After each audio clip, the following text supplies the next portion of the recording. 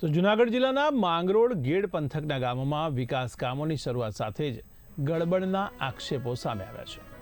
ત્યારે કામ શરૂ થતાં જ ગુણવત્તા અંગે પણ પ્રશ્નો ઊભા થયા છે, જેને લઈને સ્થાનિક સ્તરે ચિંતા ફેલાઈ ગઈ છે.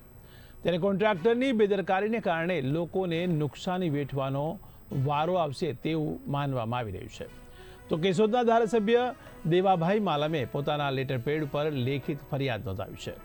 આ ફરિયાદમાં જણાવાયું છે કે નદીની સફાઈ અને ઝાડ કાપવાના કામમાં ગંભીર બેદરકારી થઈ રહી છે. ત્યારે કપાયેલા ઝાડનો યોગ્ય નિકાલ કરવા બદલે તે જ નદીમાં નાખવામાં આવી રહ્યા હોવાના પણ આક્ષેપો થયા છે.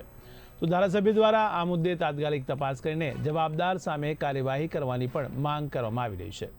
સાથે સાથે ઉનાળાની શરૂઆત થતાં જ હાલ માંગરોળ ગેડ પંથકના ગામોમાં પીવાના પાણીની વિકટ પરિસ્થિતિ બની ગઈ છે અને લોકોને પીવાના પાણીની સમસ્યાનો સામનો કરી રહ્યા છે. ત્યારે આ બાબતે ધારાસભ્ય દ્વારા પીવાનું પાણી આપવાની પણ માંગ કરવામાં આવી રહી છે.